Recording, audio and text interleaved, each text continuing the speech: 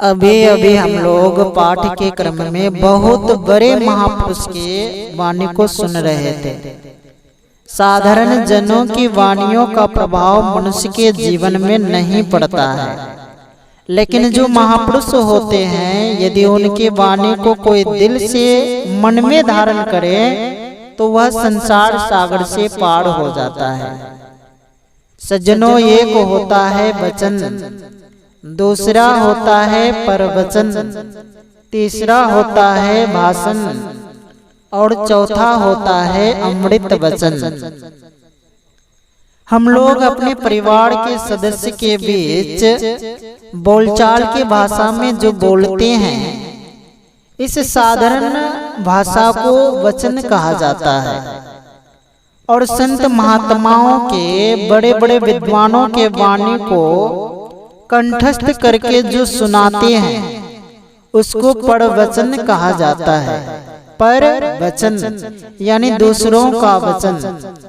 और तीसरा होता है भाषण। भाषण किसी संत महापुरुष के मुख से नहीं होता है।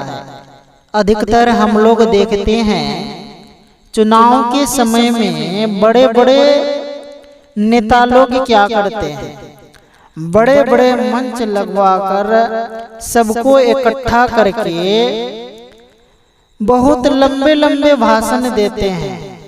और उस भाषण को सुनने के बाद क्या होता है, एक दूसरे के प्रति नफरत की भावना उत्पन्न हो जाती है, एक दूसरे के प्रति घृणा की भावना उत्पन्न हो जाती है, एक दूसरे को भ्रम में डालने की भावना उत्पन्न होती है। ऐसे को ही भाषण कहा जाता है। और चौथा होता है अमृत वचन। हम लोगों ने कई बार सुना है अमृत पीने के बाद अमरता आ जाती है, अमर हो जाते हैं। लेकिन आज तक किसी ने हमारे ख्याल से अमृत को देखा नहीं है। सब कोई सुनी सुनाई बातें हम लोग बोलते हैं। तो क्या इस धरती पर अमृत नहीं है?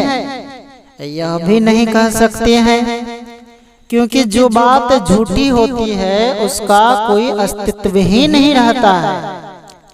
अमृत की चर्चा सदियों से चली आ रही है, इसका मतलब है कि अमृत है। अमृत कहाँ पर है?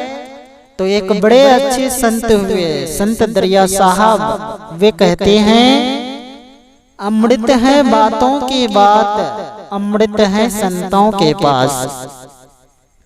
अमृत है बातों की बात, अमृत है संतों के पास।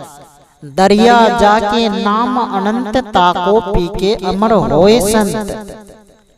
वास्तव में महापुरुषों की वाणी, साधु संतों की वाणी का जो दिल से हृदयांगन कर लेते हैं, पान करते हैं, तो पान करते करते ही उन्हीं का जीवन अमर हो जाता है। शरीर मरता है, यह जीवात्मा नहीं मरती है। कोई भी शरीर हो, मनुष्य का हो, पशु पक्षी का हो, कीट पतंग का हो, पेड़ पौधे का हो या पहाड़ पर्वत का हो, कोई भी शरीर हो, हर किसी शरीर की सीमित आयु होती है, उम्र होती है। सीमित आयु की सीमा पार हो जाने के बाद उस शरीर का परित्याग करना पड़ता है, जीव को निकलना पड़ता है। लेकिन ईश्वर के जो भक्त होते हैं उनकी अधोगति नहीं होती है, उनकी ऊर्ध्व गति होती है। हम जैसा कर्म करेंगे, शरीर से प्राण निकलने के समय में हमारी जैसी भावना रहेगी, जिस चीज में ख्याल लगा रहेगा, यह जीव उसी तरह के शरीर में चला जाएगा। जो कभी सत्संग भजन नहीं करते हैं, जो कभी हरि कथा का पान नहीं करते हैं, जिसने संतों के मुख से अमृत का पान नहीं किया है, जिंदगी भर विषय रूपी जहर का पान किया है, उसकी क्या दशा होगी।